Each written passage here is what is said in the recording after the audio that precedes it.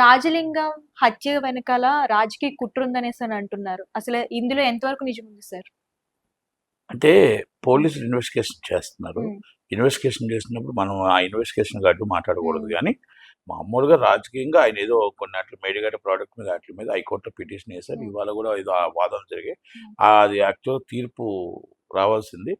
కాకపోతే ఏంటంటే, ఆయన నిన్న చంపబడ్డారు కాబట్టి, హ్మ్. దాంట్లో రాజకీయంగా బీఆర్ఎస్‌కి వాళ్ళ మీద నడుస్తుంది.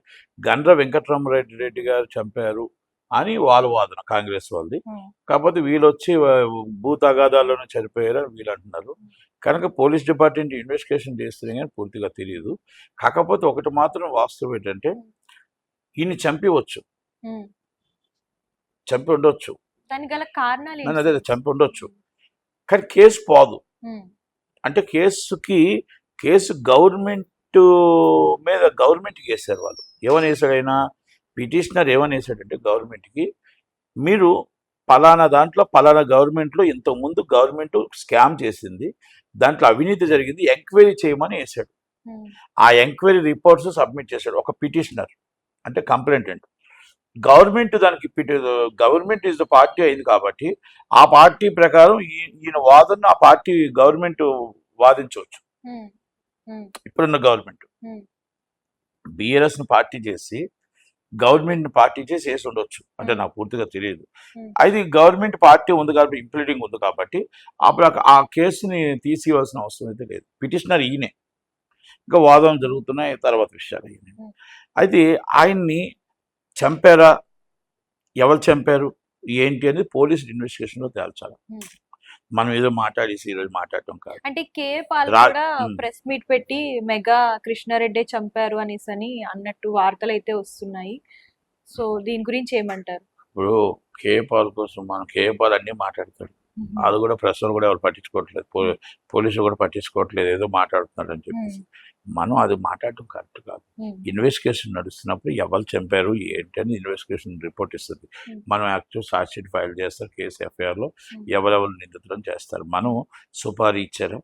అసలు మెయిన్ ఎవరున్నారు బ్యాక్‌గ్రౌండ్ ఇయన్నీ కూడా తీస్తారు. అంతే తప్ప మనం ఏదో ఇష్టం వచ్చినట్టు మాట్లాడేసి ఇప్పుడు సెల్ టవర్స్ ఉన్నాయి.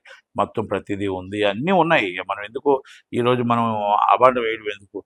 కాల్ నెట్స్ ఉన్నాయి. కాలు డేటాస్ ఉన్నాయి. ఇయన్నీ ఉన్నాయి కాబట్టి మనం పెద్దగా దానికోసం డిస్కస్ చేయాల్సిన అవసరం లేదు. కానీ ఎవరు చంపినా హ్మ్. రాజకీయ హత్యలకు హ్మ్. అందరూ గూడా దానికి వ్యతిరేకం చేయాలి. హ్మ్. ఖండించాల్సిన బాధ్యత ఉంటుంది. హ్మ్. ఎందుకంటే రాజకీయంగా ఎదుర్కోండి. హ్మ్. ఇష్యూస్ బేస్డ్ మాట్లాడుకోండి. ఈ హత్యలు కరెక్ట్ కాదు.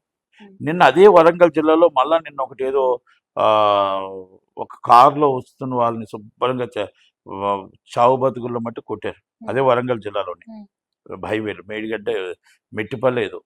హ్మ్. అంటే బిచ్చిపల్లో, మెట్టిపల్లో టీవీలో చూసా. హ్మ్. అంటే అక్కడ అక్కడ కమిషనర్ వీక్ ఉన్నాడు. హ్మ్. పోలీస్ డిపార్ట్మెంట్ నిఘా వీక్ ఉంది. ఇంటెలిజెన్స్ రిపోర్ట్ వీక్ ఉంది. హ్మ్. అంటే ఏమవుతుంది పెట్రోలింగ్ ఎక్కడుంది? ప్రాణానికి నీకు నీవు నీ నీకు ప్రాణంకి సెక్యూరిటీ లేనప్పుడు నీకు ఎక్కడ ఇది ఉంది? కనుక ఇయన్నీ మనం ఆలోచించుకోవాల్సిన హ్మ్. విషయం. కనుక దాంట్లో డిపార్ట్మెంట్ మీద ఇమ్మీడియేట్‌లీ ఎంక్వైరీ చేసుకొని వాళ్ళ మీద కూడా సీరియస్‌గా తీసుకొని ఆ ఏరియాలో ఎక్కడ జరిగింది? అసలు స్టేషన్ హౌస్ ఆఫీసర్ ఏం హ్మ్. చేశాడు? అక్కడ పెట్రోలింగ్ ఏం చేసింది? వాళ్ళు ఏం చేశారు? అసలు కంప్లెయింట్ ఇస్తే పట్టించుకున్నారా లేదా? అసలు ఆల్రెడీ కోర్ట్‌లో ఉండేటప్పుడు ఆయనకి ఎందుకు సెక్యూరిటీ ఇవ్వలేదు? కోర్ట్‌లో గవర్నమెంట్‌కి వ్యతిరేకంగా పాత గవర్నమెంట్‌కి వ్యతిరేకంగా కేస్ ఏసేటప్పుడు సెక్యూరిటీ ఇవ్వాల్సిన బాధ్యత మనకుంది కదా! ఇయన్నీ చూడాల్సిన బాధ్యత గవర్నమెంట్ మీద ఉంది. అవి సీరియస్‌గా రేవంత్ రెడ్డి గారు తీసుకోవాలి. రేవంత్ రెడ్డి గారు తీసుకొని బీజేపీ వాళ్ళు దీని మీద కేసు సీబీసీఐడీకి హ్యాండ్ ఓవర్ చేస్తే బాగుంటుందనే ఉద్దేశం. హ్మ్. ఎవరు రాజకీయ హత్యలు కరెక్ట్ కాదు. రాజకీయ హత్యలకి హత్య కరెక్ట్ కాదు. హ్మ్. ఏదైనా రాజకీయంగా ఎదుర్కోవాలే తప్ప ఇలాంటివి కరెక్ట్ కాదు. ఆ భార్యాబిడ్డలకి మనం ఈరోజు అనాథం చేశారు వాళ్ళందరిని. హ్మ్. కరెక్ట్ కాదు. నిజంగా నిజాయితీగా ఆయన ఫైట్ చేస్తున్నారు. ఓకే.